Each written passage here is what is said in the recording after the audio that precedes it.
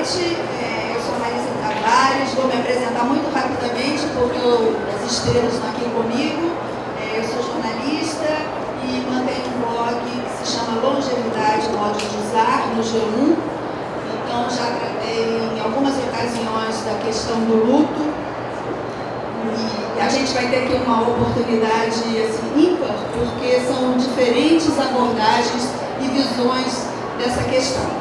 Apresentando assim, muito rapidamente, né, os autores, vou fazer por ordem alfabética, tá? Graziela Gonçalves nasceu em Santos, litoral do estado de São Paulo. Foi companheira do Alexandre Magno Abrão no Chorão, líder da banda do Charlie Brown Jr. durante 20 anos. Se não eu, quem vai fazer você feliz? Uma história de amor com Chorão. Rememora a trajetória dos dois até a morte do músico em 2013. E Graziela já está escrevendo um segundo volume que vai até os dias atuais. Obrigada por você estar aqui com a gente. Obrigada a vocês pelo convite. João Anzanello Carrascosa nasceu em Cravinhos, São Paulo. É autor, entre outros, dos romances Caderno de um Ausente, Menino Escrevendo com o Pai e A Pele da Terra, que compõe a trilogia do Adeus. Traduzido para diversos idiomas, recebeu inúmeros prêmios, inclusive um Jabuti pelo livro de contos O Volume do Silêncio. Elegia do Irmão, a obra sobre a qual conversaremos aqui, é seu mais recente livro. Obrigada, João. E Sofia Silva, portuguesa, nasceu em Vila Nova de Gaia, perto da cidade do Porto. Em 2014, estreou na plataforma Wattpad com a série Quebrados, onde alcançou mais de 1 milhão de leituras. Tornou-se um sucesso de vendas no formato e-book, até os livros Sorrisos Quebrados e Corações Quebrados serem publicados no Brasil e em Portugal. Agora é a vez de Destinos Quebrados ser lançado aqui na Bienal. Obrigada, Sofia. Obrigada, eu. Bom, essa primeira rodada aqui, eu queria que cada um falasse do luto em suas obras, tá? Então, vou começar pela Graziela. Vou até situar aqui com um outro livro. Em 2005, a jornalista norte-americana Joan Didion escreveu O Ano do Pensamento Mágico, que é considerado um clássico, para falar da mulher, da morte do marido, também escritor John Donne, que sofreu um acidente e foi fatal, assim. E o pensamento mágico era a sensação que, durante aquele ano, era recorrente. Ela sempre achava que ele ia aparecer em algum momento de volta na vida dela.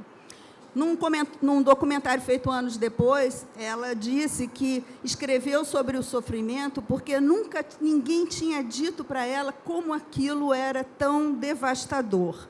Então, eu queria que você falasse o que o livro foi também, uma catarse, um processo de cura, se você tinha esse pensamento mágico acontecendo na sua vida. Em primeiro lugar, boa noite a todos. Para mim, o processo foi um pouco diferente, porque, no caso da Joan Didion, foi uma morte súbita, né, inesperada. No meu caso, ele era um adicto e estava numa fase complicada, então eu via que, a qualquer momento, sim, podia alguma coisa acontecer. E, no dia que aconteceu, enfim, foi algo que, como se...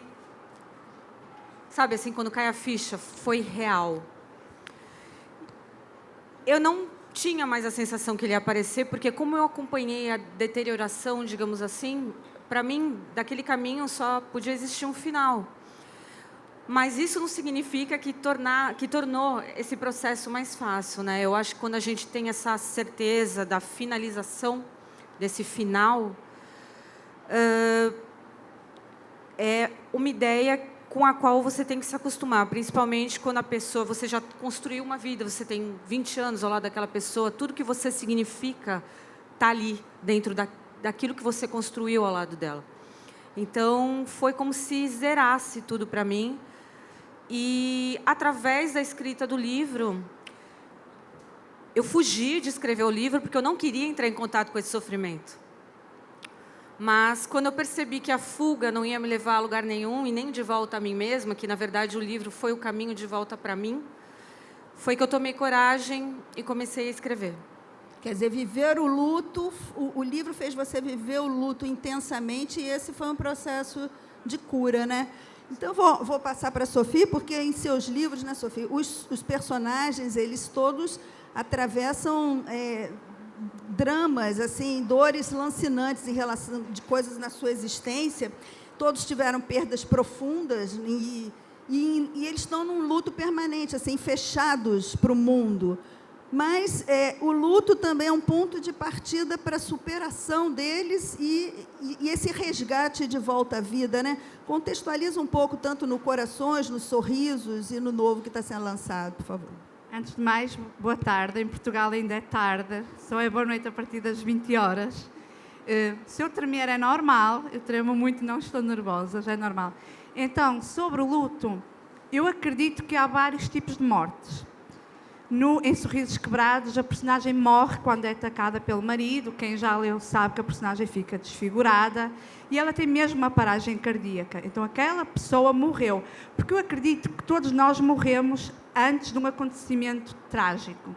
Por exemplo, uma mulher que sofre uma violação, ela morre ali. Quem nasce no dia seguinte é outra. É alguém completamente diferente. Então, isso acontece nos meus livros. A Paola, ela morre no ataque, ou seja, ela cresce, ela nasce outra pessoa.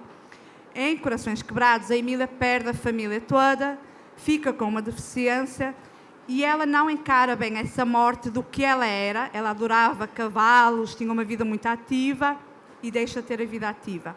Em Destinos Quebrados, a personagem vê morrer o pai, a irmã, o cunhado, os sobrinhos. Então, também é outra forma de luto. Por exemplo, em Sorrisos Quebrados, a Paola, ela refugia-se numa clínica, mas continua a ter o sonho de eu um dia vou ser feliz. Em Corações Quebrados, eu falo de outro tipo de luto, que é aquele luto que é o mais aceite e é aquele que eu menos gosto, porque foi um luto que eu também passei, que é aquele luto da depressão, é aquele luto em que nós não queremos seguir a vida, em que nós pensamos que já não há razão para seguir, porque não temos as pessoas que amamos. Então, o que é que eu estou aqui a fazer na vida? Eu não tenho mãe, não tenho pai, não tenho irmãos. Então, é um luto diferente. Em Destinos Quebrados, a Rafaela não faz luto, ela não sabe fazer luto. O que é que ela faz? Ela segue a vida. Então, foi isso que eu quis mostrar nos 3 livros. E no último tem outro tipo de luto, que é o Cauê. Ele tem 12 anos quando é abusado sexualmente pela primeira vez. Então, ele perde a inocência. E ele nunca soube lidar com isso. Então, aquela criança ali também morreu. E eu quis mostrar que há diferentes tipos de luto. Há o luto pessoal, há o luto de um ente querido e há aquele luto que é o pior, que é o luto da nossa alma. Que é isso que eu falo muito nos nossos livros. E é isso que eu quero que o leitor saiba.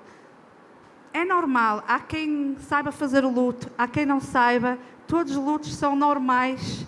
Porque, não sei aqui no Brasil, mas em Portugal, por exemplo, se alguém morrer, a pessoa tem que usar preto. Se não usar preto, é porque a pessoa não gosta de quem morreu. Então, eu acho isso uma ideia muito antiga e quis mudar um pouco isso. Maravilha. João, Elegia do Irmão mergulha, né, na dor de um homem que perdeu a irmã, alguém que praticamente define sua vida, né? Eles são muito unidos. Num outro livro seu, O Caderno de um Ausente, também trata de um luto antecipado, né? O pai que escreve para aquela filha recém-nascida, porque ele sabe que não vai acompanhar até o fim. E você já disse, numa entrevista recente, que o Elegia é uma espécie também uma celebração, né? Vocês são em 6 irmãos, você tem mais 5, e era uma forma de celebrar a vida, o fato de estarem todos vivos. Então, quer dizer, família, ausência, luto, isso percorre a sua obra? Sim, muito obrigado pela pergunta. Alegria estar com vocês, apesar do tema, né? E acredito que o tema não é um tema escuro, pelo contrário, acho que é um tema claro, porque o luto só existe à medida que a gente tem afeto por alguém, né? O luto só é realizado, eu diria, por amor, né? Então, a gente está falando dessa ideia. E como você fez a pergunta, sem dúvida, esse livro, O Elegia do Irmão, ele parte, obviamente, de um corte, né? Alguém que morre na família, no caso, o narrador narra, conta a morte da irmã, mas, obviamente, a importância, o que me levou a escrever o livro foi para justamente abrir esse personagem para uma vida maior no sentido de se entregar mais às experiências, mais às vivências, que até então, não que não estivesse, né, entregue totalmente, mas à medida que a gente vai tendo perdas, a gente vai descobrindo a importância do mínimo, né, no cotidiano. Lembrando que se a gente está muito próximo ou distante da finitude, nós nunca sabemos. E, no entanto, a gente se entrega, e deveria sempre se entregar à vida com o máximo possível, né, de intensidade. Daí o livro é escrito justamente em 2 partes, é um pouco antes dele saber que essa irmã vai seguir uma rota, né, de finalizar a sua existência, e um pouco depois. Né? Então, a ideia não era, em nenhum momento, higienizar a morte, mas por simplesmente lembrar como que você lida com a inevitabilidade do fato, quando você sabe que se aproxima uma morte, e depois que ela efetivamente se realizou. Então, para construir essa história, eu fui buscar as dores principais que eu tive. Uma que foi de meu pai, que faleceu num acidente de automóvel, então foi uma morte abrupta, aqui como relatada, né? E a outra foi a morte de minha avó, que foi já uma morte anunciada e que demorou muitos meses para acontecer, e que nós, netos e mesmo os filhos, ficamos muito próximos desde o momento em que a gente sabia que ali era uma questão de dias ou de meses até o último momento. Então, eu acho que esse tipo de tema alimenta o escritor para que ele também tenha a ideia da sua própria fugacidade do tempo, e como a literatura tenta, de alguma maneira, enquadrar um instante vivido, moldurar um instante, capturando para que outra pessoa possa, na leitura, atualizá-lo e também se beneficiar daquela vida que está ali, né, guardada, vamos dizer assim, encerrada naquele texto. Eu queria propor para os 3, Graziela pode começar, o que vocês acham, a reflexão de cada um sobre a literatura é capaz de curar? Porque o que vocês fizeram de forma diferente, cada um tem um tipo de escrita e abordagem, mas é uma conversa que pode servir como ponto de partida para muitas pessoas, né? Às vezes, você mesmo disse, foi um processo seu, você conseguiu superar, ou pelo menos dar início ao luto, elaborar esse luto com o livro. Literatura cura? Essa é a minha pergunta para os 3. Eu não sei se ela cura, mas ela ajuda muito a curar. Sendo você lendo um livro ou você escrevendo um livro, cada coisa que te permite entrar em contato com esse tipo de emoção, seja através de uma história semelhante à sua, ou de uma história de um luto completamente diferente do seu, inevitavelmente você vai ali, você faz uma comparação e você aprende alguma coisa. Tem uma lição ali.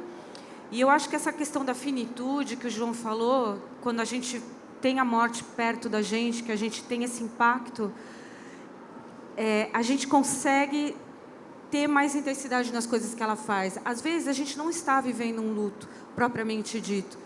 Mas quando a gente lê sobre isso e sente, porque quando você lê um livro, você absorve todas aquelas sensações, ou quando você escreve, seja uma história biográfica, ou seja algo que você está criando, você entra em contato com essa emoção.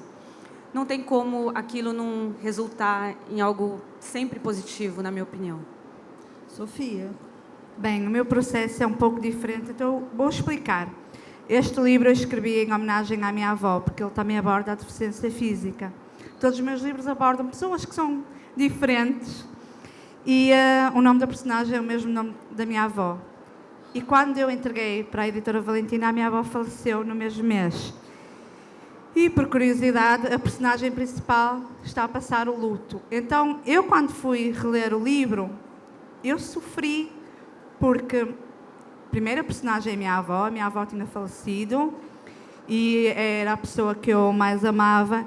Então, o livro que eu escrevi para ajudar os outros acabou por me ajudar, porque tem aqui muitas situações. A personagem tem muita característica da minha avó, então foi uma espécie de livro que eu escrevi em homenagem que acabou por me ajudar. Mas também está aqui uma leitora minha, que quando leu o livro, claro que eu não vou dizer quem é, mas vou olhar, quando leu Corações Quebrados, ela mandou uma mensagem privada porque ela tinha perdido um irmão. E o livro ajudou-a, porque ela disse que a família não soube fazer o luto.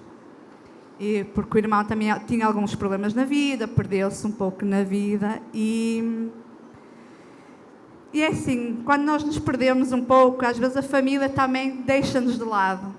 E ela sentiu que era a única a fazer o luto. E ela, ao ler, ela compreendeu que havia alguém como ela, que não conseguia avançar. Então eu acredito que um livro, mesmo que seja romance, porque os meus são romance, consegue ajudar, porque eu quando escrevo eu penso, e se fosse comigo? Então eu acho que isso ajuda muito. Qualquer livro pode ajudar, se a pessoa também estiver aberta aos sentimentos. Então eu acho que é isso. Literatura cura? Não tem contraindicações, João? Não, acho que não tem. Acho que tem. A literatura, eu acho que é um ato de coragem, né? Porque a gente se expõe muito, a gente, por vezes, vai acessar zonas profundas da nossa existência e do nosso próprio ser, que às vezes a gente não tinha contato por vários motivos. E à medida que você escreve, pelo menos quando eu me entrego realmente a uma história, é óbvio que eu vou buscar transfigurar dores passadas à medida que elas estão ali, né, como brasas ainda, buscando ser revivecidas. A gente acaba descobrindo coisas, e acredito que o ato de narrar, sobretudo, me coloca sempre numa posição de me conhecer mais do que eu até então não me conhecia, e de reviver emoções ou evocar emoções, porque isso passa pela mão da razão também. Então não é só o sentimento, você precisa na literatura escrever, decidir, fazer escolha de palavras, encontrar a melhor forma de dizê-lo. Tem suas limitações também, mas acontece que quando você consegue construir um personagem e dar-lhe vida, você percebe que o outro que vai te ler pode também encontrar aquela emoção, como dizia o Tolstói, né, que é uma espécie de contágio, é uma empatia, você se coloca na posição daquele que está vivendo a história, e isso é muito profundo, isso é transcendente, né, quando a gente faz. Eu acho sempre uma forma de humanização. Acho que a literatura nos humaniza à medida que nós, no nosso cotidiano, vamos nos desumanizando. Eu acredito que nós não viramos brutos o tempo todo. A gente se naturaliza, a gente se animaliza, e eu acho que a arte, não só a literatura, é capaz de nos rehumanizarmos. E, em alguns momentos, se ela não cura, ela aquieta um pouco a dor, né? Ela acaricia um pouco a dor, ela nos dá força para continuar. Você descobre que tem o outro, que há muitos estão compartilhando aquele tipo de sentimento, né? Sim. Aí, por falar em compartilhamento, falar um pouco assim, Graziela, você viveu um luto com milhões de fãs, uma coisa assim meio agridoce, né? Porque tem cobrança nisso, ela deveria estar chorando mais, ela deveria ficar de luto mais tempo. Como é que foi esse processo? E como é que isso impactou sua vida? E como é que você depois transferiu isso? Agora, eu imagino que você vai até tratar mais disso no segundo livro. Bom, é uma questão super difícil, porque ele era um ídolo, né? E realmente tinha muita cobrança, porque no começo, como eu vivi quase 2 anos de negação, eu não queria me permitir, eu escolhi a raiva. Eu preferi ficar 2 anos com raiva do que assumir aquela dor. Então eu queria me distanciar de tudo aquilo. Eu não queria mais escutar aquela música, eu não queria mais ser aquela Graziela, eu queria ser outra pessoa e ter outra vida. E quando eu sofria essas cobranças, eu respondia, até às vezes de forma um pouco agressiva, porque eu achava que eu tinha o direito, apesar de eu ter sido casada com uma pessoa pública, eu tinha direito de viver o meu luto à minha maneira. Os outros não concordavam muito com isso. Mas eu não estava muito preocupada, porque eu estava tão imersa naquele sentimento que quando você não consegue dar satisfação a ninguém, você está muito profundamente naquela sua raiva, que na verdade era dor, né, disfarçada de raiva. E até hoje, assim, depois do livro,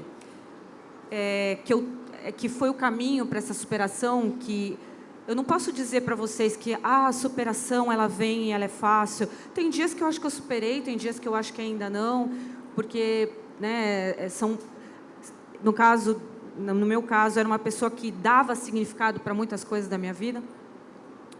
e eu tive que encontrar de volta essa identidade, enfim, eles ainda escrevem, eu olho para você, eu vejo chorão e tal. E eu tento colocar agora de forma mais doce, claro. Ok, gente, eu me sinto honrada. Só que vocês têm que entender que eu sou uma pessoa, um indivíduo, eu tenho a minha vida e eu tenho o meu universo. Então, assim, eu acho que, na verdade, a gente tem que um pouco entrar... Tem uma regra nesse jogo. Se você não quer, você se retira. Se você está numa mídia social, você tem que lidar. Você não é obrigada a responder. Mas, se você receber aquele tipo, faz parte. Porque não é todo mundo que vai ter a mesma sensibilidade a respeito do assunto. Tem pessoas que não têm sensibilidade nenhuma. Tem pessoas que são extremamente empáticas. Então, hoje, que eu me encontro, creio que mais centrada, eu respondo com mais delicadeza, mas assim, eu procuro me colocar. Porque é muito fácil você se perder na identidade do outro. Principalmente quando o outro é uma lenda, quase. Apesar de você saber que ele era um ser humano, né? E se você não consegue colocar esse limite, delimitar essa coisa, você se perde um pouco dessa superação e você continua vivendo aquele sentimento constantemente.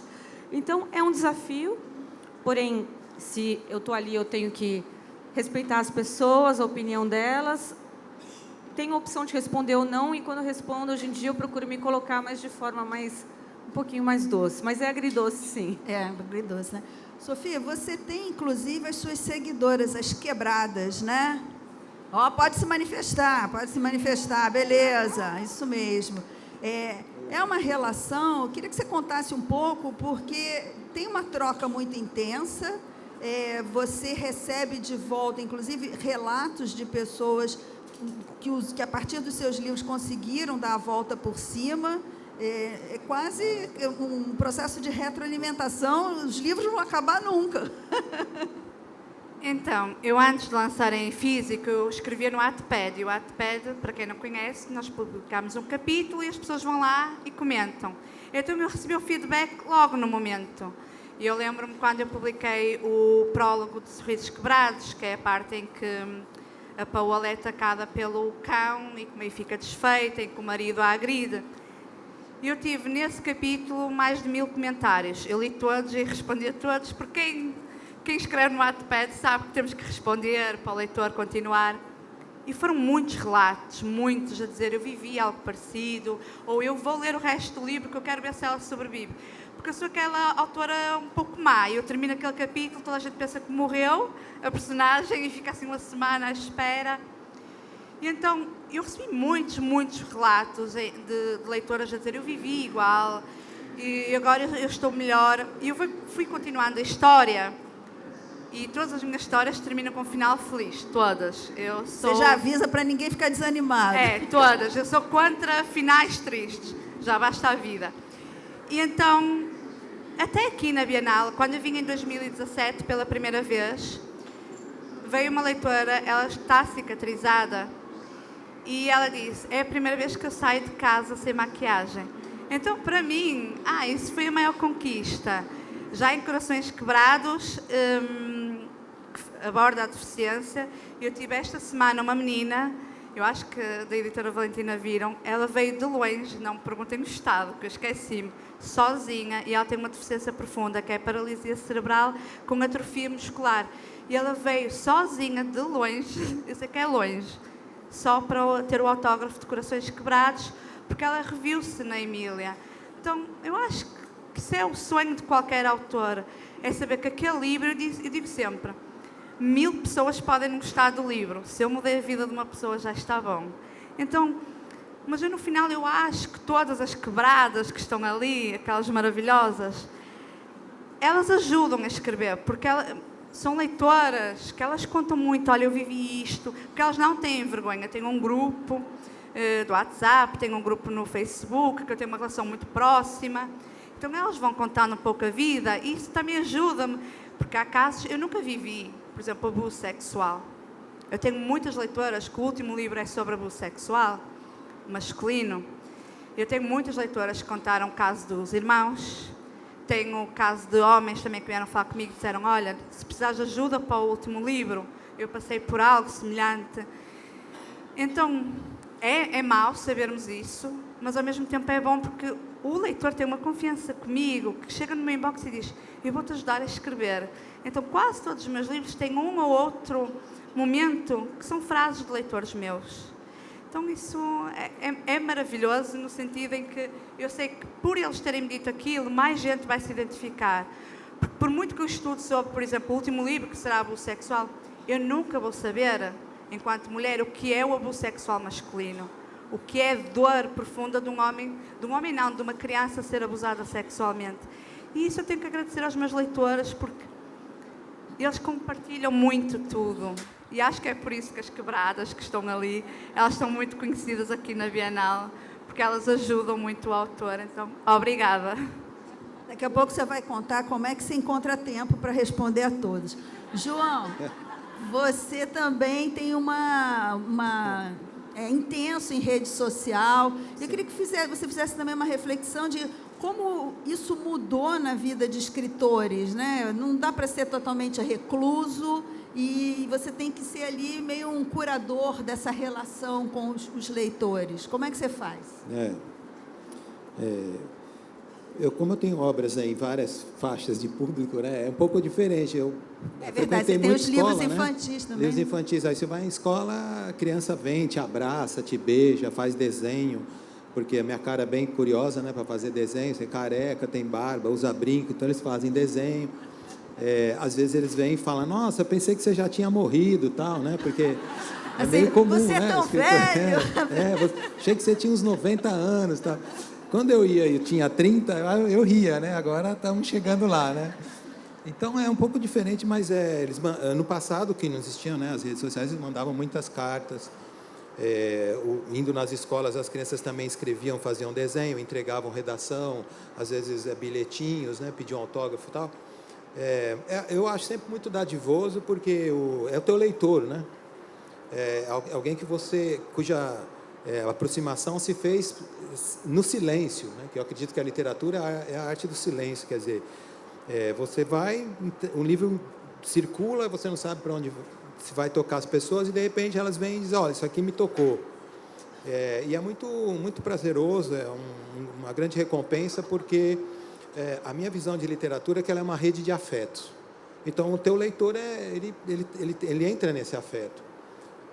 E aí ele vem revelar um amor pela sua literatura, ou por você, às vezes, né? Ele confunde um pouco, mas eu acho bonito, porque foi o seu amor ou a sua dor que levou a essa ligação com alguém que você não conhecia. E aí eu acredito que é muito importante. Eu aprendo muito com leitores, né? Com pessoas que me leem ou que sejam fãs, né? Não tenho um fã-clube, mas tenho leitores bastante fiéis que escrevem, muitos estudam minha obra.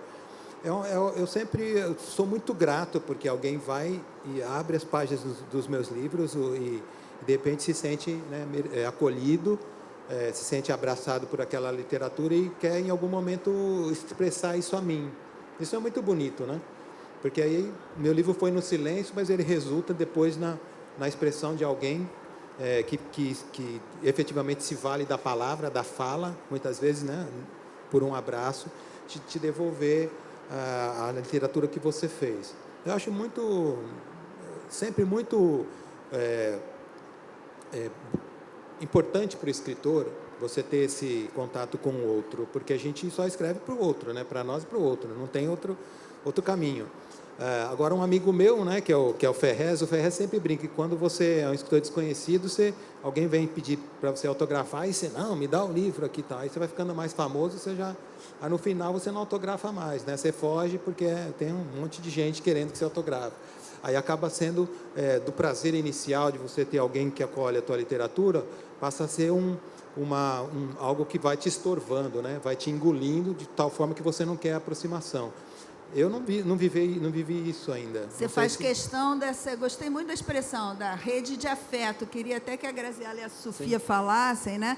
Porque o livro resulta numa outra coisa além do próprio, da narrativa do autor, né? Sim, exatamente. É isso. Você sentiu isso, essa rede de afeto, quando o livro saiu, as pessoas falando? Assim como a Sofia comentou que acontece com ela, eu também recebo, continuo recebendo muitos relatos de esposas, de filhos e filhas que lidam com o mesmo problema e que se identificam ali e que, de alguma forma, conseguem achar um fio de esperança naquilo que eu escrevi. Então, também, pegando o gancho no que a Sofia falou, eu sou caloura nessa mesa, assim. Estou do lado de dois monstros, me sinto muito honrada de estar aqui, mas eu sou caloura. Quando eu escrevi esse livro, eu não tinha pretensão nenhuma de que ele alcançasse tantas pessoas como ele alcançou, apesar de eu estar falando de alguém muito famoso. Então, eu tinha um pensamento, se eu conseguir, através da minha dor e da minha alegria, porque também teve muita alegria na minha vida com ele, tocar o coração de alguém e ajudar essa pessoa, eu estou com a missão cumprida. Então, no momento que o autor ele sente que ele toca alguém com aquilo que é tão íntimo dele, porque mesmo a ficção ela é íntima, porque ela sai de você. Isso é a grande recompensa, realmente, do autor. Então, eu sou muito grata a todas as pessoas que me escrevem e me dão um feedback. E o que é engraçado, com eles também deve acontecer a mesma coisa, é que cada um se identifica com determinada parte. Então, você vê que o universo de sentimentos humanos multifacetado. É multifacetado. E você toca aquele coração e, quando ela escreve para você, ela toca você de volta. Então, forma-se essa rede de afeto. E vira uma grande família que compartilha coisas difíceis, mas que se acolhe. E eu acho que isso é a grande coisa gostosa. Sofia, compartilha para a gente, assim, quer dizer, você contou de relatos que você até incorpora, pessoas que sofreram, mas também do contrário, de alguém, quer dizer, no outro sentido, de alguém que conseguiu, através dos livros, dar essa volta por cima. Você deve também ter vários relatos desse tipo, não? Sim, eu tenho imensos. Mas eu acho o que acontece nos meus livros, as minhas leitoras são melhores para responder do que eu, é porque às vezes nós temos problemas, nem precisamos passar por estes problemas graves, mas eu acho que toda a gente aqui já teve problemas e tem vergonha de falar em casa. Tem vergonha de dizer ao marido, ao irmão. Às vezes estamos tristes, a nossa vida não está a correr bem e nós pensamos, eu vou falar em casa. Mas depois pensamos, minha mãe também está cheia de trabalho. Minha mãe chega a casa, tem tanto para fazer. O meu pai está preocupado com o desemprego. Então, nós acabamos por não comentar nada em casa, porque a família já tem os seus problemas. Outras vezes, nós achamos que a nossa família não vai valorizar, porque isso acontece muito. E nem é por mal. Nós temos essa tendência de não valorizar o que é nosso. Nós, às vezes, valorizamos a dor do outro que está lá fora, porque conseguimos ver, e a da família não. Então, eu acho que o meu leitor, às vezes, ele lê os meus livros e pensa assim, eu consigo encontrar aqui um pouco a fuga da minha vida, alguém que está a passar pelos mesmos problemas, e é um pouco de terapia. Eu acho que é um pouco de terapia, e depois pensa, eu vou conseguir dar a volta por cima. Eu tenho, assim, que eu saiba, tenho alguns casos de 3 leitoras que se divorciaram depois de ler Sorrisos Quebrados. Atenção, tudo casamentos abusivos. Então, eu sou causadora de divórcios bons. E eu espero. E no caso de Corações Quebrados, eu acho que a Emília é a mais amada e a mais odiada das minhas personagens. Eu vou explicar porquê. Na literatura, e principalmente na romântica, quando aparece um homem quebrado, um homem cheio de dores, as leitoras são todas, coitado, meu Deus, eu tenho que o ajudar. Quando é a mulher que é quebrada, que chata. Isso é machismo, né, das leitoras, protegendo os homens. Eu ainda sinto muito isso. E então, quando eu escrevi este livro, eu lembro que alguém disse assim, é melhor não colocar tantos problemas na mulher. Porque ainda isso é muito sentido. Quando a mulher tem muitos problemas, é chata. É chata, é aborrecida, está azeda. Não sei se vocês aqui usam muito essa expressão, azeda, amarga. É amarga com a vida. Quando é o homem, é o contrário. Então, eu acho que muitas leitoras também se identificaram, porque elas têm os problemas e em casa o quê? Tu és chata, para com isso de depressão, isso não existe. Então eu acho que escrever sob a perspectiva da mulher ajuda as outras mulheres a compreenderem, afinal, eu estou doente, afinal, eu preciso de ajuda. Então eu acho que é isso que o leitor se identifica. Muito bom. Queria falar agora um pouquinho de opções da narrativa, né? De escolhas que cada um de vocês fez.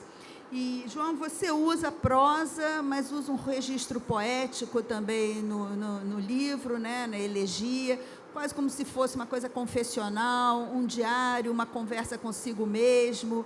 Me deu a impressão ali de quase assim uma desorientação, quase como se estivesse falando baixinho.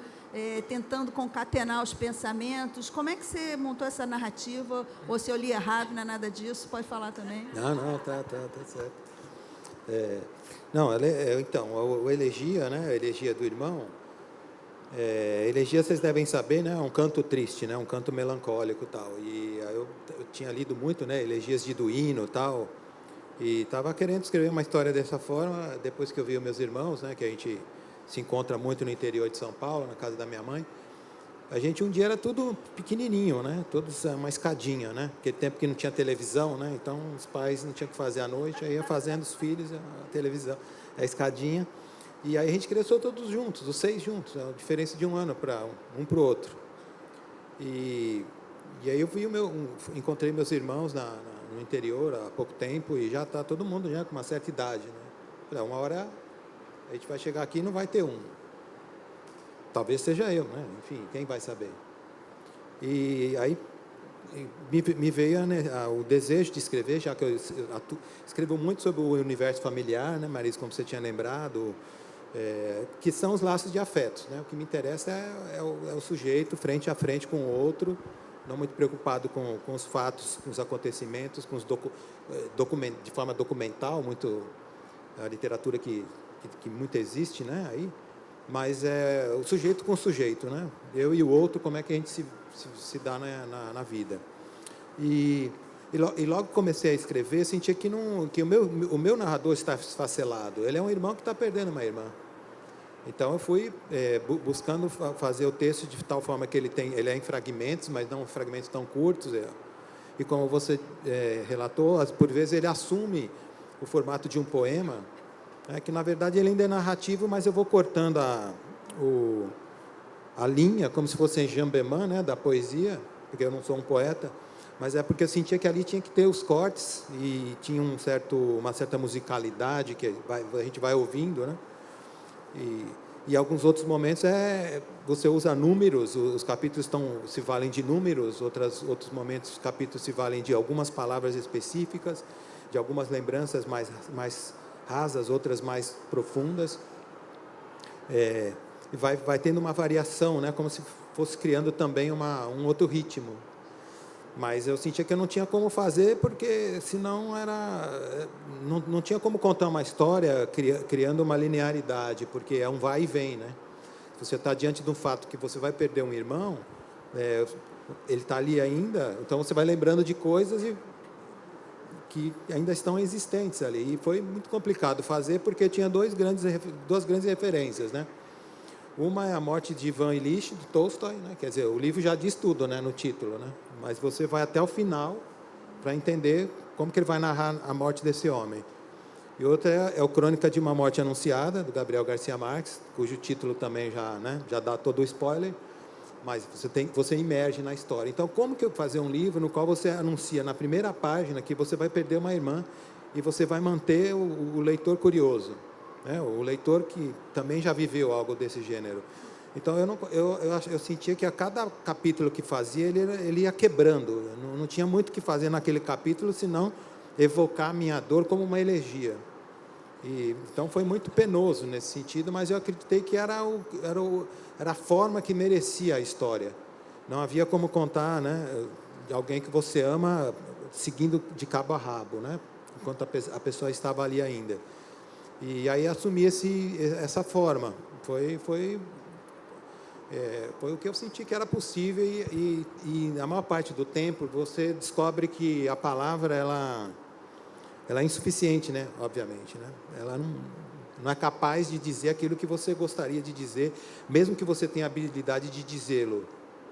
E no seu dizer, ele está rodeado de não ditos que você não consegue, né, se não dizer pelos não ditos. Mas a palavra ela é limitada, né, como se diz, mas ela é o que nós temos. E a extensão da ausência faz com que as palavras faltem ainda mais, né? Exatamente. Nesse livro anterior que você tinha se referido, o Caderno de um Ausente, em um determinado momento eu lembro que o narrador dizia que a palavra é uma queda. Assim como tem, né, o pecado original, é a queda original, porque, de certa forma, se a gente chegou à linguagem por meio da palavra, é que antes existia alguma coisa muito melhor, né? Muito mais perfeita. talvez o silêncio. Então, o silêncio seria perfeito. Se você se enuncia, é porque você não consegue superar a plenitude do silêncio. Mas essa queda é que nos faz entender a nossa realidade e tentar nos levantarmos um pouquinho do chão. Graziela, a sua opção de narrativa foi totalmente distinta. Eu acho que o bom é essa riqueza aqui, né, de abordagens. E você abriu sua casa, seu coração, né, até para o assunto duro, né, do vício de cocaína, assim, com toda a sua trajetória, que também é bacana, quer dizer, não foi só focada, não era só chorando, você sempre teve uma Graziela com vida própria, com ideias, né, querendo fazer coisas. Ao mesmo tempo, o que era? Porque era uma super exposição e de uma coisa que te machucava. Você sofreu, imagina, quer dizer, imagina, se o sofrimento dele era ficcional, o seu era elevado à enésima potência. No caso, quando você, na minha experiência pequena, escrever sobre algo que se passou comigo, você é obrigada, né, a olhar para as coisas com bastante honestidade.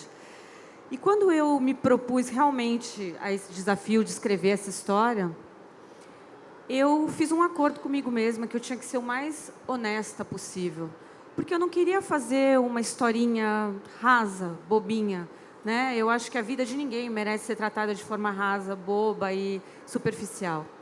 Então, naquele momento que eu fiz aquela escolha, eu sabia que eu ia ter que tratar e tocar em pontos extremamente sensíveis, porque a vida de ninguém é um conto de fadas, né? A vida acontece o tempo inteiro, e ela não é programada, e ela não é previsível. E eu resolvi falar disso. E no meu processo de escrita, o que eu imaginei para ficar mais confortável? Eu não tinha experiência nenhuma. Então eu vou imaginar, esse leitor eu não conheço, é um novo amigo. Então eu vou contar a minha história para esse novo amigo que eu encontrei. Então sou eu contando a história como para um amigo, uma pessoa que eu conheci. Olha, vem cá, deixa eu te contar a minha história. E eu procurei abordar tudo com uma certa delicadeza, porque eu acho que não é porque nós falamos de coisas difíceis que nós precisamos ser brutos, e permear de amor, porque teve muito amor nessa vida, na minha vida com ele. E essa, para mim, é a coisa que tem que ficar, porque é o que há de mais importante. A gente veio aqui para amar, passar amor. Se é uma coisa que o escritor faz, é transmitir esse amor de alguma forma. E ele tem esse amor de volta, né? Então, o meu processo foi esse. Sofia, eu queria também saber, como é que, porque você tem um formato, né, que é assim muito, que é seu, né, de criar, né, um contraponto dos narradores que se sucedem nos capítulos. Você já abre o seu livro dizendo, isso aqui vai ser sobre trauma, isso vai ser sobre luto, enfim. Então, como é que você chegou a isso? Foi também na coisa no Wattpad? Isso já estava dentro, prontinho na sua cabeça? Não, nada. Esta versão não tem nada a ver com a inicial. Antes de mais, eu tenho que dizer que eu comecei a série Quebrados, e desde as meninas também serem quebradas, porque há aquela coisa de somos todos quebrados. É uma frase que elas fazem. Porque quando tinha 22, vocês já repararam que eu tremo um pouco. Não é nervosismo. Ninguém mesmo. estava reparando, agora vai todo mundo olhar. Não, porque eu noto. Eu tremo porque eu, quando tinha 22 anos, eu descobri que eu tinha um problema de saúde. Eu sou professora de crianças, eu deixei de dar aulas e fiquei aqueles 2 anos ali, sem saber muito bem o que é que eu vou fazer na vida. Porque eu não posso dar aulas, eu estou doente. Então alguém disse, por que é que tu não escreves no Wattpad? É uma plataforma muito conhecida. Eu não conhecia o Wattpad. Então eu comecei com 4 leitoras. E eu pensei, vou escrever, mas não sobre mim, mas ao mesmo tempo um pouco com a minha vida. E então todos os meus livros são narrados pelo ponto de vista do homem e pelo ponto de vista da mulher. Porquê? Porque às vezes nós estamos a ler uma história, eu pelo menos eu sinto isso. Não sei se vocês às vezes sentem. Estão a ler uma história só narrada por um ponto de vista e eu fico a pensar, o que é que aconteceu naquela ausência da pessoa? Eu penso muito. O que é que aquela pessoa pensou naquele momento? Eu tanto pensar isso ao ler, porque eu leio muito.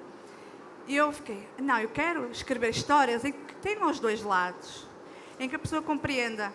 Por exemplo, temos o caso de Corações Quebrados. O Diogo é super bom humor, tem assim um astral mesmo para cima, a Emília é depressiva. E tem um momento em que ele descobre o problema físico dela. Então eu coloquei os dois lados. Coloquei o lado dele, que ele ficou surpreendido, e depois eu pensei, e ela foi bruta, que a Emília está amarga com a vida, então ela é bruta, ela para afastar, ela fica má. Mas isso acontece connosco. Às vezes, para nos protegermos, nós colocamos aquela cara de não chegues perto porque eu sou má. Isso acontece muito. E depois coloquei o outro lado, o lado dela, e as pessoas compreenderam. Ah, coitada, ela foi má, mas ela tem motivo para ser. Então eu gosto muito disso. E igualmente eu coloco sempre em todos os meus livros qual é o tema do livro.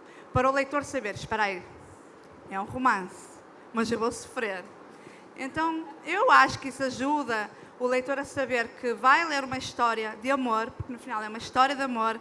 Eu sou muito portuguesa, adoro seguir aqueles romances à moda antiga, mas ao mesmo tempo sabe que vai conhecer pessoas reais, histórias reais, e de uma autora que viveu algumas destas histórias. Por exemplo, nesta, tem uma criança que é Sol, ela não fala por vergonha, e é o espelho da minha sobrinha. A minha sobrinha tem mutismo social. Então eu queria que as pessoas conhecessem um pouco o que é uma criança com mutismo social, que é alguém que não fala em público. A minha sobrinha não fala com ninguém. Os batimentos cardíacos dela começam a aumentar, ela fica nervosa, começa a tremer como eu. E em casa ela fala muito. Então eu quis mostrar o que é uma criança assim. Então eu acho que é por isso que os leitores sentem, ai, isto é um romance, mas tem realidade aqui. Eu queria pedir para cada um contar, compartilhar aqui com os nossos amigos, como é que é o processo de criação. É todo dia, começando por você, João. Bota um monte de coisa na mesa, aponta lápis. Não, só lembrar que a Graziela disse algo muito bonito aqui, que a vida é um acontecimento, né? A vida acontece. Tem um conto do Joseph Conrad, que ele diz que um marinheiro ele recebe a notícia que ele tem um problema, uma doença, ele vai morrer logo.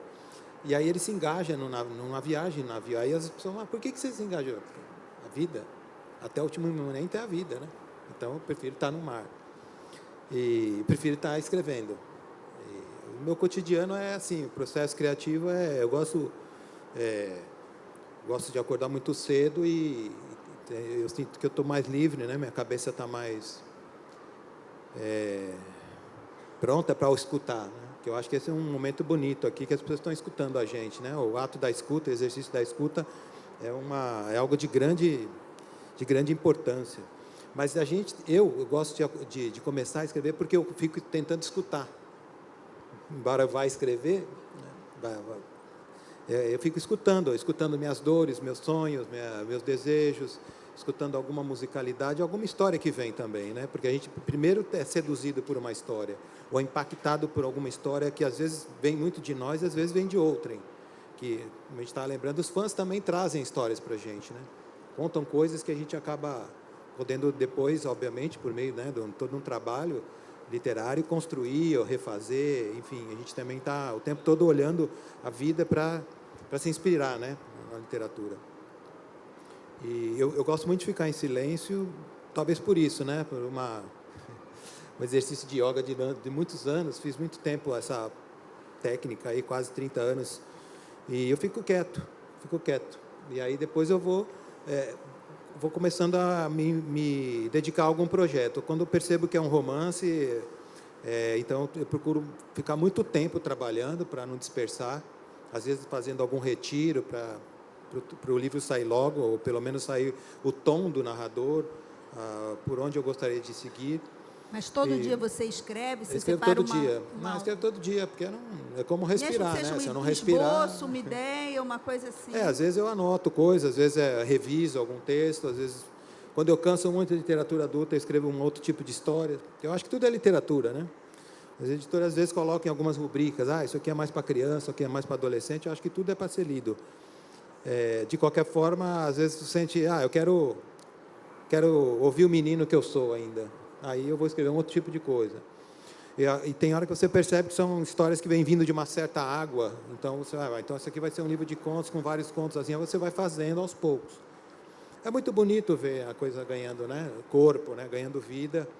E, ao mesmo tempo, acontecendo no cotidiano, com tudo acontecendo, né, Graziela? Com tudo acontecendo. Às vezes é um milagre, né? A gente escrever, né?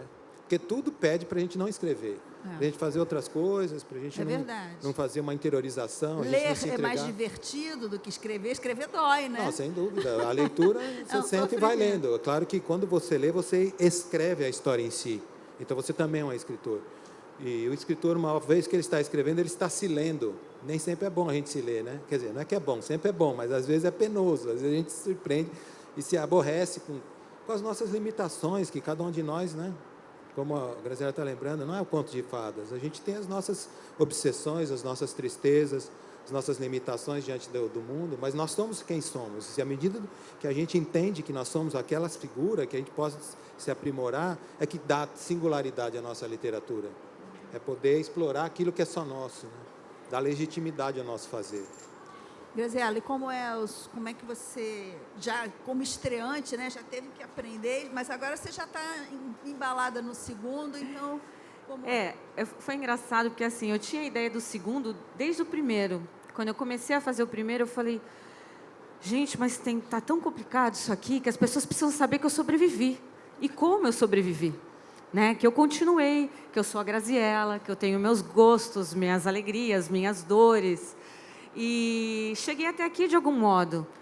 E os próprios leitores começaram a pedir, principalmente as meninas, as mulheres, ai, Grazi, faz o 2, faz essa sua história de superação. Eu tenho um canal no YouTube com a Tati, e a gente fez um vídeo sobre luto e superação que teve assim uma recepção muito boa. E ali também eu senti essa necessidade de falar sobre isso, porque as pessoas que estão passando e já passaram por isso procuram desesperadamente uma fórmula que não existe, porque o luto ele é muito individual, mas de alguma forma aquilo vai ajudar alguém. E primeiro que, na verdade, eu acho que, não sei se vocês concordam comigo, que a escrita é um exercício um pouco egoísta, porque a gente escreve primeiro para a gente, porque a gente precisa pôr aquilo para fora. E eu não sei se você vai abordar esse assunto depois, de ficar órfão depois do livro, você vai falar sobre isso depois, então depois eu falo. Enfim, então é um processo assim que eu escrevo em flashes de coisas que me vêm à cabeça. Mas também todo dia você procura criar uma rotina ou não? Eu me coloco prazos.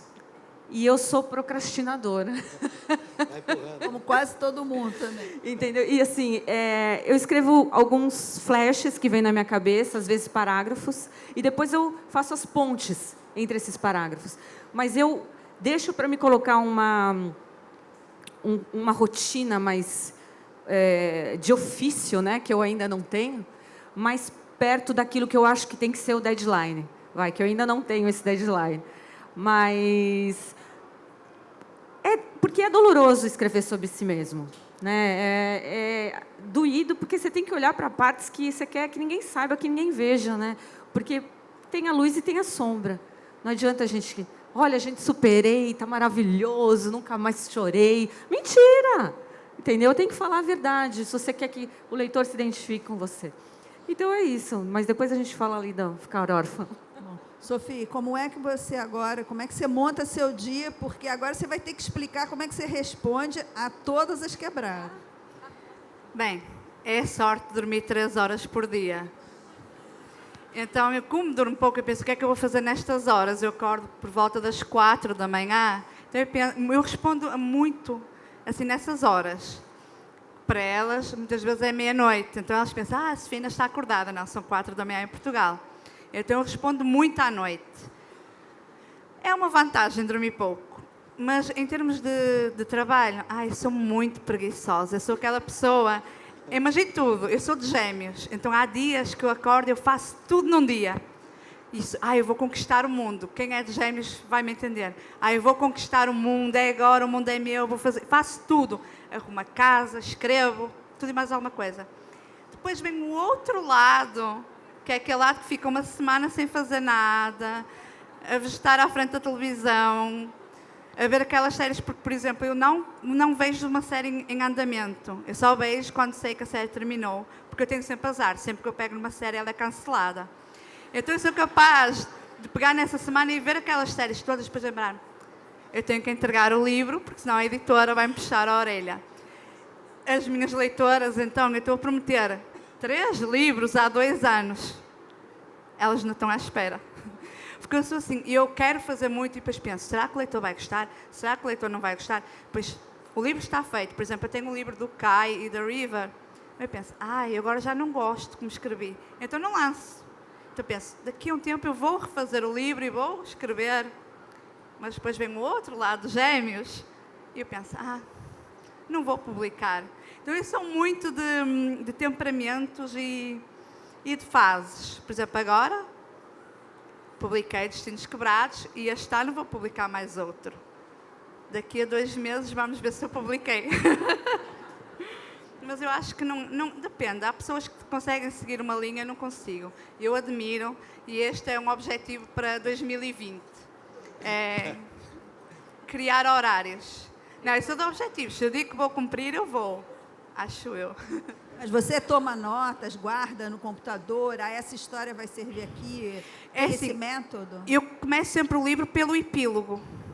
O fim é a primeira coisa que eu escrevo. Então eu tenho o final, assim, de 6 ou 7 livros.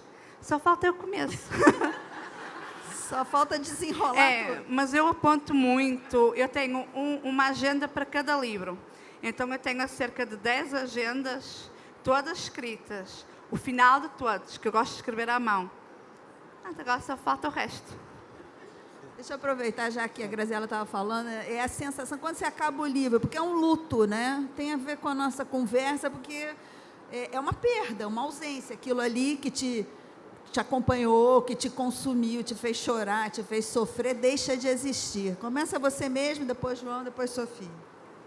E isso realmente acontece, né? Eu não sabia, porque a gente se apega àquilo, né? Naquele exercício, naquele mergulho, naquele contato com você mesmo. Daqui a pouco nasceu o filho e você entregou para o mundo. Ele não é mais seu. Aquela história que era só sua não é mais sua, é de todo mundo. E eu senti isso. Eu senti um vazio muito grande, assim, porque não é mais minha, né? É de todo mundo e tudo bem. E nesse meio tempo, eu acabei escrevendo uma ficção que poucas pessoas sabem. Eu também gosto de escrever à mão, faço caderninhos, é gostoso, né? E acabei escrevendo uma ficção, uma história sobre 3 jovens mulheres, que está lá guardada, não sei o que vai acontecer com isso ainda. Tenho que falar com a minha editora, ver se ela está interessada. Porque é contagiante você escrever. Eu sempre escrevi, não livros, mas sempre escrevi sobre mim, escrevi emoções, pequenas poesias, pensamentos e tal. E quando você aprende a dar forma àquilo, é muito gostoso. Então, eu acho que esse luto, ele vem realmente, essa falta, e aí você preenche com outro. Fica viciada no processo, né? Como é esse seu luto literário? É verdade. A Hannah Arendt diz que a gente veio escrever uma história só no mundo. Aí o que acontece? A gente escreve, tá legal, mas não tá tão bom. Aí você escreve outra. Muda os personagens, espaço, tempo, cria outra história. Mas é a mesma. É aquela que você veio contar. É a sua visão, né, da tua existência. E, bom, já escrevi bastante, né? Espero escrever bastante também, mais ainda. Quando você ficou muito tempo trabalhando num texto, que você sente que você entregou suas vísceras, não só o seu espírito, mas o seu próprio corpo, né?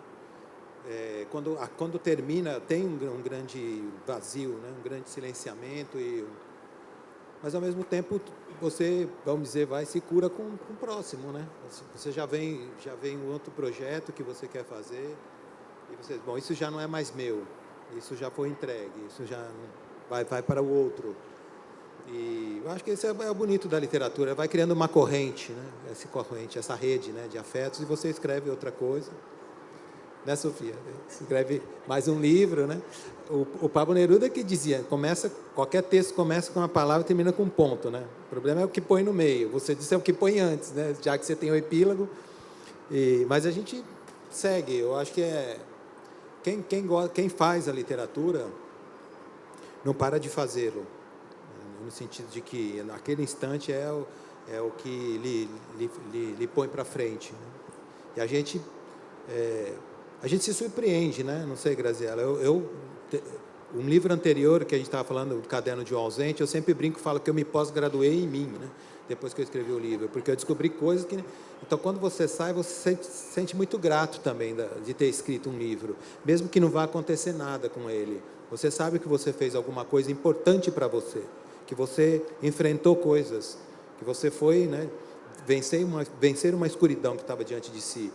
E aí não é preciso se preocupar com alguém que vai dizer que o livro é isso ou não é mais.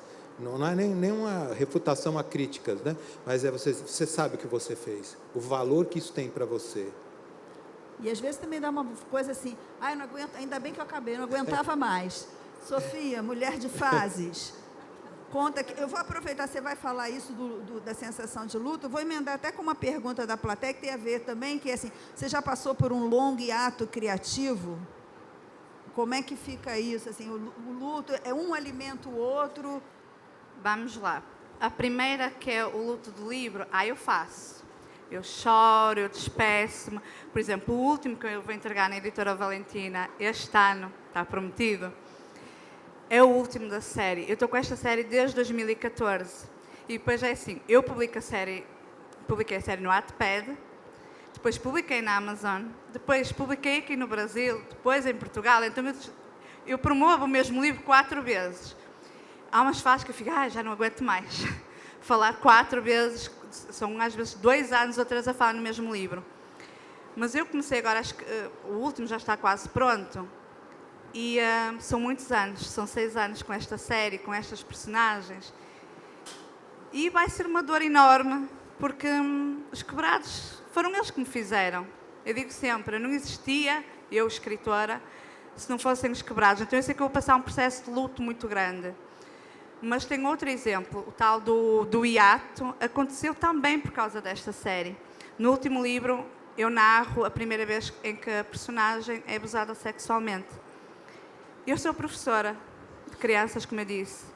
Então eu narrei aquele momento horrível pelos olhos do Cauê e eu fui dar aulas no dia seguinte. E eu bloqueei ali, porque eu depois olhei para os meus alunos e pensei, um dos meus alunos pode ser o Cauê, e não consegui mais continuar a história. E foi aí que nasceu outra história. Então, eu, quando bloqueio numa, eu tenho que pegar noutra, porque senão eu fico naquele de fico deitada no sofá a ver séries. Então, eu tenho que pegar noutra história. Por exemplo, neste momento eu tenho uma que é sobre uma mãe que o filho é assassinado. Eu já escrevi a história está super pronta. Mas lá está. Eu gosto tanto da história que eu tenho aquele receio ainda de como é que o mundo a vai receber. Então eu penso muito no meu luto e no que é que o leitor vai sentir, porque eu às vezes acho que o leitor não está no momento para ler. Não é um momento ideal. Por exemplo, Os Quebrados, eu recebi o convite para publicar em 2015 e eu disse, não vou publicar. Porque eu acho que o público ainda não está preparado. Porque, por exemplo, o meu leitor de romance, ainda estava no boom do 50 sombras, lá em Portugal, sombras. Então, assim, não é o momento para publicar uma história sobre personagens com deficiência, personagens reais, porque eu sei que o meu leitor, ele também apanha esses leitores que gostam de outro género. Então eu esperei. Fui esperando. E é isso que eu também faço muito com os meus livros, porque eu sinto, principalmente aqui no Brasil, eu não sei se concordam, é uma rapidez de publicar. 1, 2, 3, 4, tens de publicar mais, que é para o teu nome estar sempre na mídia. Eu não gosto disso. E eu sinto essa pressão, não pela editora, mas pela sociedade de autoras, de quanto mais publicares, melhor. Então, é pior para mim, eu sinto essa pressão. Eu não escrevo mais nada. Olha, eu tenho uma pergunta aqui que serve para todos. Eu tinha até uma pergunta preparada, vou juntar as coisas, né? Assim, vocês acreditam em superar realmente uma perda? Quando se fala de luto, se fala muito de superar. Existe a superação? Aí eu queria aproveitar e ajudar assim, cada um contar algum tipo de superação ou um processo no qual esteja. Quem começa? Você começa? João? Então vai, João. As perguntas aqui estão difíceis, hein? É difícil. Eu acho que a gente sempre vai seguir esfacelado, mas quando a gente segue, a gente pode amalgamar os pedaços da gente e seguir, né? nunca a gente voltará a ser íntegro, mas a vida é se desintegrar. Estar contente que você está aqui. Eu acho que a gente tem que celebrar a vida, por mais que a gente, né, Essa é a melhor superação dos reveses. A vida é inevitável. Acontece e é inevitável. Já estamos aumentando. Exatamente. Já vamos aumentando os adjetivos. Graziela, você está no processo de superação, Sim, né? eu acredito que superação é ressignificação. Você ressignificar aquela perda, aquela dor. E eu acredito que através da gratidão, de se sentir grato pela experiência que você teve, mesmo tendo sido uma experiência dolorosa, é algo que você consegue olhar para aquela coisa tão trágica de uma outra forma. E quando você consegue realmente fazer isso de verdade, ela passa a ficar um pouco mais leve, mais fácil de você carregar, porque essa coisa de abandone o seu passado, pare de carregar essa bagagem, não existe. Isso não existe, porque você se torna, como o João falou, vai amalgamando um monte de experiências e você vai se transformando, você vai virando uma grande colagem das suas experiências, né? Um grande caderno de recortes, com várias passagens. E superação, eu acho que é todo dia que a gente levanta, se olha no espelho e fala, vamos embora. Acho que é isso, é todo dia. Vamos embora, que a outra alternativa é pior, né? Sofia, você tem até... Eu vou falar de uma superação que eu acho super bonita. Se você não quiser, você descarta, mas que eu acho que vale a pena registrar, que é o fato assim, de ter procurado o seu próprio caminho, autopublicação, passar por e-book, ser publicada no Brasil antes do seu país, em Portugal. Você sente que a sua trajetória foi uma superação atrás da outra? Eu vou responder a primeira e depois a essa. A frase que eu mais detesto é o tempo cura. Eu odeio essa frase, que é a maior mentira. Porque o tempo é relativo. Então, que tempo? Há pessoas que fazem luto de um ano, há pessoas que fazem luto de um mês. E eu acredito que a dor também não diminua. Nós é que nos tornamos mais fortes. Nós vamos superando, vamos ganhando uma casca mais dura. E no meu caso, como eu descobri a minha doença, eu fiquei desnorteada, lá está. E depois comecei a escrever, e a escrita ajuda. A escrita não curou a minha doença, não diminuiu a minha dor, mas contribuiu para pensar, eu consigo fazer isto, eu sou forte, a doença é mais fraca do que eu. E depois foi muito engraçado, porque eu publiquei no Wattpad e de repente começa uma brasileira, 2 brasileiras, 3 brasileiras, notando que eu escrevi em português de Portugal. E as personagens são brasileiras, então eu escrevo, o menino é português como eu, a menina é brasileira, mas eu não sabia escrever com português do Brasil. Então eu lembro de uma situação engraçada que ele chama a rapariga e toda a gente, Sofia, isso aqui no Brasil é asneira, e eu, não sei. Então foram as minhas leitoras que me foram ajudando. Então, de 5 leitores eu passei a 100, a 1000, e elas também me ajudaram, porque como eu estava tão concentrada a publicar no Wattpad, eu deixei de me concentrar no meu problema e foi fluindo. E depois, as leitoras é que disseram, Sofia publica na Amazon, eu, não quero, porque vida de professor já dá tanto trabalho, quem é professor aqui sabe. E foi uma leitora que fez a capa de Sorrisos Quebrados, outra leitora revisou o texto, outras leitoras contactaram editoras e outras contactaram agente literário, ou seja, o meu trabalho foi só escrever, o resto foram todas elas. Então, eu acho que todo o meu percurso é graças ao leitor. Então, como eu tive esse processo de Brasil, Portugal, eu não acho que seja uma questão de superação minha, mas foi a ajuda delas. Por isso é que eu tenho essa ligação com as minhas leitoras. Porque eu acho que as leitoras sentiram, isto é diferente. Eu quero isto no Brasil. Então, eu sou grata às minhas leitoras, porque ao mesmo tempo que me ajudaram numa fase menos boa, elas também se ajudaram, porque estes livros representam um pouco as dores de cada um. Eu acho que o Brasil está num processo de luto constante. E então, certos livros, como os meus, como o da Graziela, como o do João, tem sempre alguma coisa que diz, ainda há esperança. Porque o luto não é só o tal luto da morte. é o luto de tudo, da vida, da democracia, de tudo um pouco. Então eu acho que os livros mais do que nunca são importantes. Com certeza.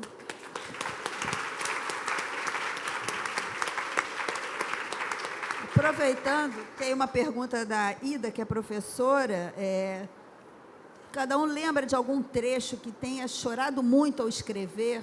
Aquela hora que a escrita te faz chorar. João, quer começar? Você fala da gente, quando Hã? escreveu? Ao escrever dos livros sobre os quais tem nós livro estamos que eu conversando. escrevo chorando direto. Né? Direto? A água. Esse livro foi difícil. Foi bem difícil. Caderno do Ausente também foi muito... Menina escrevendo com o pai também foi um... Quando você se dá conta, você está vivendo plenamente aquele personagem, que é você, que é o mundo, que é todo mundo, né? Todos nós. Somos humus, somos, né, terra, somos barro. Mas é uma emoção poderosa que te dá vida, né? Não te diminui, ao contrário, te aumenta como gente, te mostra que você é humano ainda. Graziela, trecho, coisas assim que Eu vem não à sua lembro cabeça. especificamente, porque eu chorei escrevendo acho que o livro inteiro, né? Seja pelos momentos bonitos, pelos momentos não tão bonitos. E o segundo está sendo o mesmo processo. O segundo, eu vou falar para você que eu tô pulando as partes ruins no Você vai momento. se encontrar com elas mais pra frente. Eu vou ser obrigada. E acho que como ser humano, né, a gente evita a dor, né? É nosso instinto de sobrevivência. Tudo que dói, a gente foge, a gente não quer entrar em contato com aquilo. E eu não sou diferente, mas para contar essa história, eu tenho que passar por todos esses momentos. Então eu dou uma fugidinha, mas depois eu tenho que encarar, e aí é o chororô total. Você, Sofia? Bem, eu não entrego nenhum livro se eu não chorei nele. Porque se eu não choro, o leitor não vai chorar. E eu tenho que chorar umas 3 vezes, que é quando eu escrevo, quando faço a primeira leitura e a segunda leitura. Se eu não chorar numa dessas, eu tenho que refazer aquela cena. Porque em todos os meus livros tem aquele capítulo, que é o capítulo em que a personagem sofre mais. Muitas vezes é o prólogo, no caso de Sorrisos Quebrados. Eu chorei muito a escrever.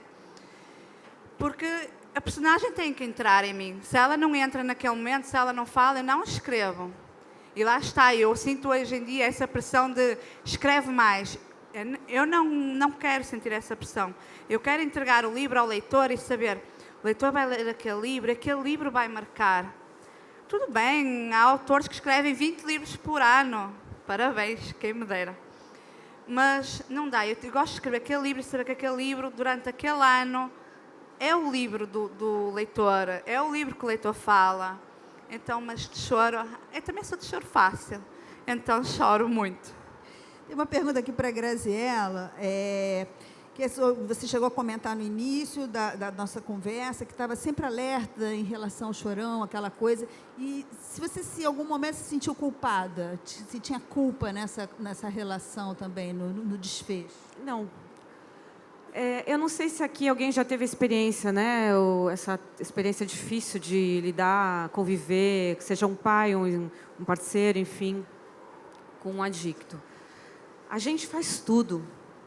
E a gente faz tudo que está ao nosso alcance. Eu acho que é de uma covardia muito grande essa mania que a gente tem de olhar para trás com os olhos de hoje.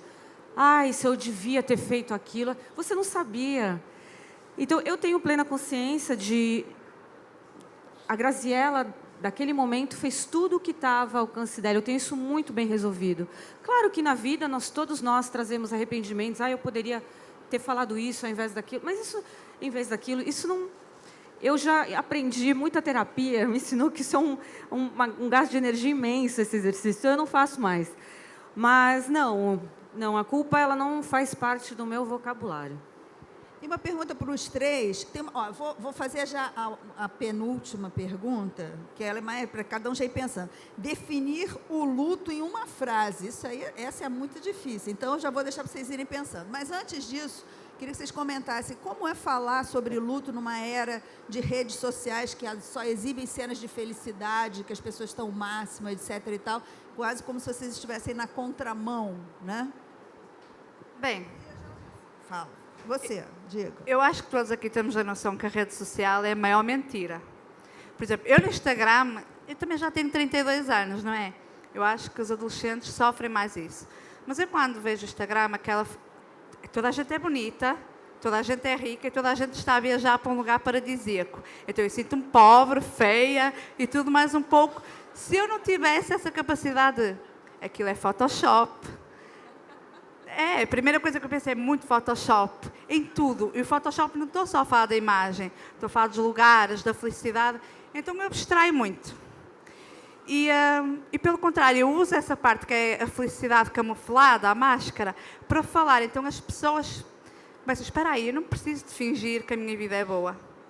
Então eu vou ler algo que mostre como é que a minha vida é. Eu digo sempre que as redes sociais são diferentes. O Instagram é o lugar dos lindos e ricos. O Facebook é o lugar das pessoas que reclamam da vida. E o Twitter é o lugar para incendiar o mundo. Eu não tenho conta no Twitter, que eu nem sei utilizar, mas... Então, nós temos que utilizar... Eu utilizo, por exemplo, o Facebook, eu utilizo o grupo. Porque eu pensei, nem todas as pessoas gostam de ler os meus livros. Eu não vou encher estas pessoas com as minhas coisas. Então, só entra no grupo quem lê os meus livros. Então, é o nosso paraíso. Eu acho que também depende do autor o que quer fazer. Por exemplo, o Grupo das Quebradas é o nosso lugar. E quem quiser entra nesse paraíso, onde falamos de morte, de deficiência, de dor. E aí ninguém precisa de fingir que é bonito, ninguém precisa de fingir que é rico, ninguém precisa de fingir que tem uma vida boa. Mas também não permitimos que ninguém destrua a felicidade dos outros. Que é isso que eu sinto muitas vezes no Facebook. Ou no Twitter. Então, cabe a nós criarmos um mundo. E eu crio da melhor forma que posso. Acho que é isso. Vai pensando na frase sobre o vai luto. ser difícil. João, sobre redes sociais, a felicidade. Vocês estão dando voz a todos os que parecem estar obrigados a se calar diante de tanta felicidade reinante. Não, é uma felicidade falsa, né? E postiça, né? Eu acho que o bonito na existência é que tem a luz e a sombra, né? Também a gente não precisa só cavalgar na sombra, mas existem as várias gradações da luz até a escuridão total. Quando a gente nasce, alguém deu a luz. E aí a gente vai escurecendo. Eu acho que a gente tem que lembrar das coisas boas e das coisas penosas também.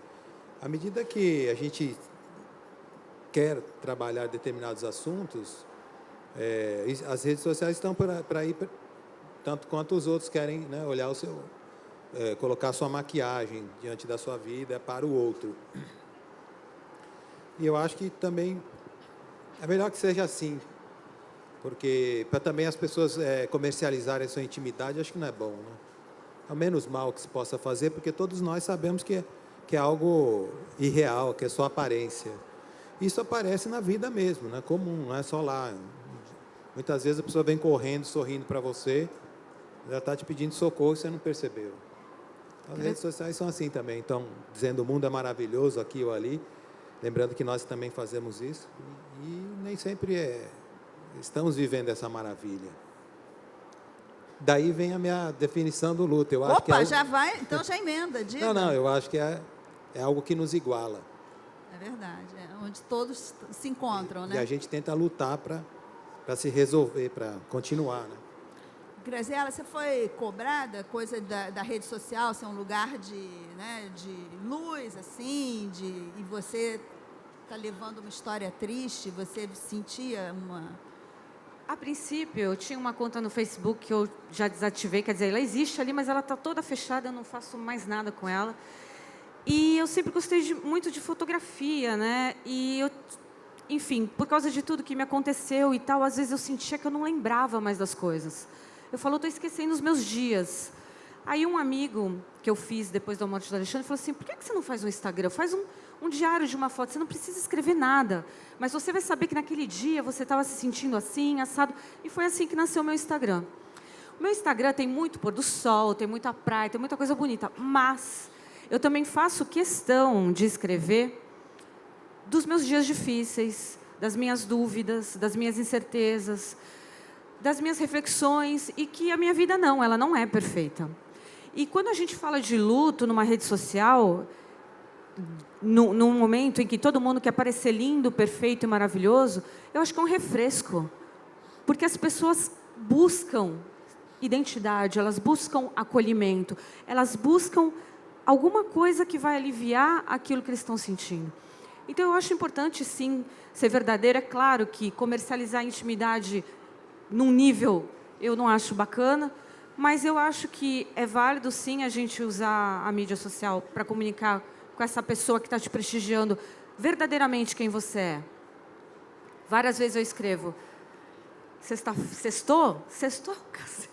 O boleto chegou aqui, a máquina de lavar quebrou, sextou, entendeu? Então, assim, eu acho que a gente pode usar de uma forma mais verdadeira, mesmo que tenha uma foto bonita. E uma frase sobre o luto. Pensou? Pensou? Não? Luto? Sobre o luto, se você tivesse que definir numa frase. Para mim, luto é surdez, cegueira. Eu acho que é o luto real, o luto, aquele momento da dor, eu acho que é escuridão, é o vazio. É o vazio. Eu acho que luto é o vazio, porque você você passa por uma fase de anestesia onde você não sente, você não ama, você não odeia, você simplesmente existe por aqueles momentos. Você é um ser paralisado. É mais ou menos como os personagens se sentem, né? Mas eu vou contrapor. Eu acho que luto é a forma de amor mais pura que existe. Eu vou explicar porquê. Nós só fazemos luto àquilo que algum dia amamos realmente. Então, eu acho que é tão simples assim. Não tenho mais a acrescentar. Simples e complexo. Para encerrar nossa conversa, eu pedi, combinamos aqui de cada um dos autores ler um trecho do livro, que eu acho que dá bem a dimensão. Estou passando, que são os meus livros, estão todos Eu posso pedir alguma leitora minha para ler? Porque eu ler em português do Brasil não vai correr muito bem. Qual é a minha leitora que quer ler? Dedo no ar. Está aqui. Vanessa. João, você quer começar? Porque o meu sotaque brasileiro não é muito bonito. Quem vai ler o seu? É a Vanessa, é uma leitora minha. Pode vir. Então, Vanessa, você lê. A gente marcou, escolheu de comum acordo. Virado para frente, para todo mundo ver. Estou cansada de acordar chorando, porque eles surgem em meus sonhos ou pesadelos. Sempre que parecem, estou feliz, e por isso é que tentei partir, pois sem eles nunca mais sorrirei, ao contrário das palavras que leio. É impossível sorrir quando não temos um único motivo sequer. Ele não sabe o que é perder tudo. Hoje, ao ler o poema que escreveu, fico mais revoltada. Imediatamente, e sem pensar, digito tudo o que minha alma grita. Emília, vá à merda com seu estúpido poema. Se quer ser poeta, escreva um livro de poesias, mas não mande para mim. Sorrir? Sério? Que escreveu o verbo sorrir? Então me diga como posso sorrir se no mesmo dia perdi a mãe, pai, irmãos e leia bem. Vá à merda com seu poema. Aproximadamente 10 minutos depois. Emília, 1000 desculpas pela mensagem anterior. Eu não costumava ser assim. Perdão. Nessa noite, não sonhei com eles, por castigo. O que ele não sabe é que também desejo sorrir, mas não sei se um dia serei capaz. Afinal, a escuridão é muito convidativa. Obrigada.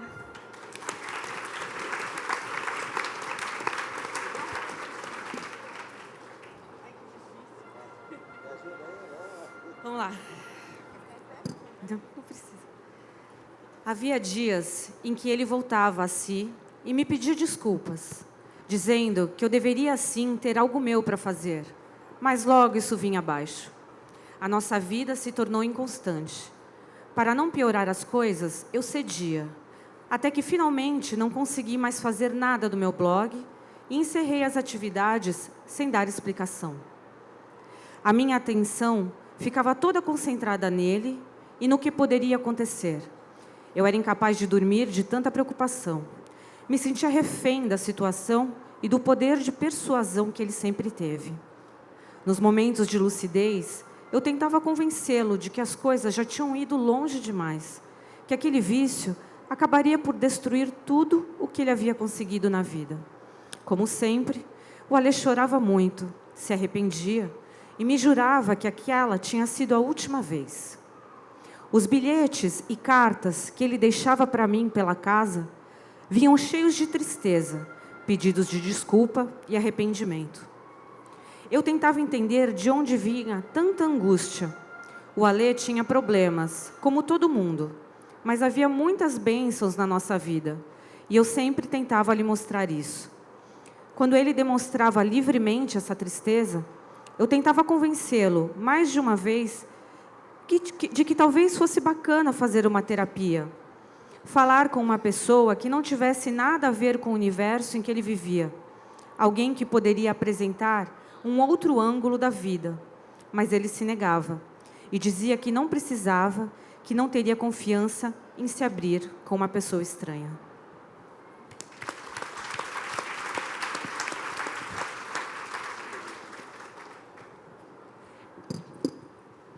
Bom, só lembrar que a personagem chama Mara, né? Então, é ter e não ter. Ter uma irmã e depois não ter. Ter Mara a vida inteira enquanto cresci e comecei a envelhecer, e de súbito, em poucos meses, não a ter mais. E seguir assim mesmo. Fingir que no mundo ainda reverberam as suas ações, e no dia seguinte se vestir e trabalhar, no dia seguinte aninhá-la junto às outras perdas, no silêncio da garganta, sem poder dizer da falta que ela já faz. Guardá-la como um objeto na bolsa a tiracolo e sair à rua. Entrar num shopping e ser visto por pessoas que nem sequer imaginam que atrás dessa face serena forma-se, dissimulada, mas impetuosamente, como um tsunami, a saudade. Às vezes, no epicentro do dia a dia, a dor da futura ausência irrompe, e é tanta, e é caudal, e é feito à escrita, que eu não sei se estou narrando o que está se passando comigo ou com Mara, ou se essa dor que narro não é uma forma de amenizar o dano que, em verdade, a sua partida precoce causará à minha existência. A dor recordada é tão forte quanto a dor do instante, por isso é inalcançável verbalizá-la. A sorte é que a dor, todas as dores, até as imensas que deixamos de sentir porque já somos elas próprias, arrefecem. É o mecanismo piedoso que a vida engendra para seguirmos presos a ela, sem coragem de lhe darmos términos, impelidos ainda e consolados pela expectativa de obtermos, no porvir, uns dias menos penosos e mais suportáveis. Enquanto eu vivo, a vida de Mara não pode ser retirada da realidade. Eu sou o que resta de sua existência antes do esquecimento solapar a nossa história. Ter ou não ter, não mais uma questão. Eis um dilaceramento. Obrigado. João, Graziela, Sofia, muito obrigada. Obrigada a vocês todos. Espero que tenha sido produtiva essa conversa e todo mundo cheio de ideias na cabeça. Obrigada. Obrigada.